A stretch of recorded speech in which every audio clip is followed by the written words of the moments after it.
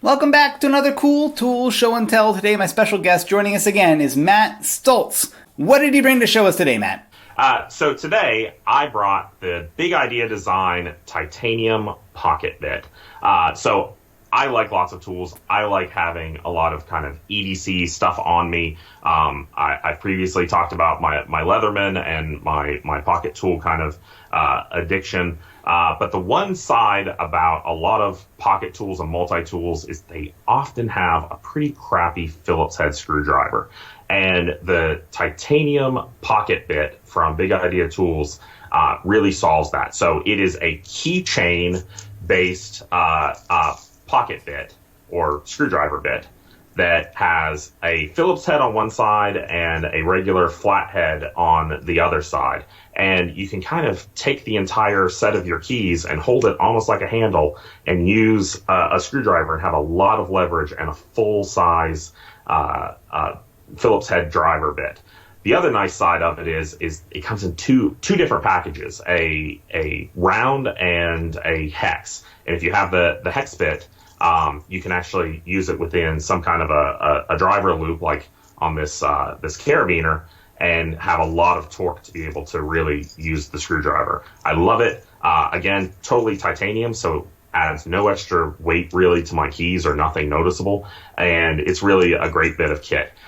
Big Idea Designs has a lot of other products. I also have their little pry bar that I keep on my keychain so I don't break my knife tips or break my screwdriver tips. But they have tons and tons of designs. My favorite, though, is this pocket driver. All right. And so it looks like it's short enough that it's not going to poke you much. Like I have like one tool on my keychain, and the reason I'm so resistant to add more stuff is just because I hate having too much crap in my pockets that's going to poke me in my leg. This looks like it would barely make a dent, though, right? It's like a little tiny thing.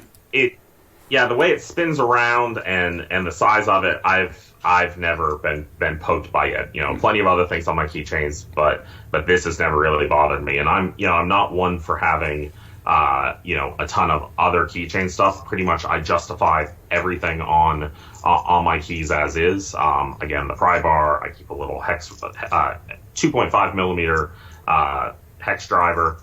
The screws used on most 3D printers, and a set of tweezers. But outside of that, I keep it pretty minimal. All right, and I'm looking at the pricing here. It's around $20, which at first blush is like, that's pretty expensive for a little swappable bit here. But if it's titanium, I can imagine a titanium-based little bit for your keychain that's not going to dull down too easily. That sounds like a worthwhile investment if this is something you do a lot. Right. So you don't have to worry about it rusting as it's on your keychain and getting kind of, humidity from your body coming off of it. So it's not going to rust. And with that, you also get a titanium keyring. So it's a nice, lightweight, strong keyring that I've been using for years and have yet to have it catch and bend on anything because it's good and strong. So you get a second item as a little bonus for that price. It is a little pricey. I actually backed this one on Kickstarter originally, but I totally love it, and it's come in handy so many times. Also, I like the idea that the leverage you get on it is really out of the keyring or what you put it in. I like the you're not going to just use the bit itself to screw something in, but the right. more leverage you have in that keyring, and especially if it's a titanium keyring that can really take that pressure, the more useful tool it would seem to be. Yeah, I've absolutely torqued down on this really, really hard, and it does not have any signs of rounding or any problems. And I've been able to get to screws that I haven't been able to get to with the kind of flattened out Phillips head kind of drivers that you often find on multi-tools. It's great if you have a full-size screwdriver around, but, in certain circumstances, you don't always have that. And this has been great.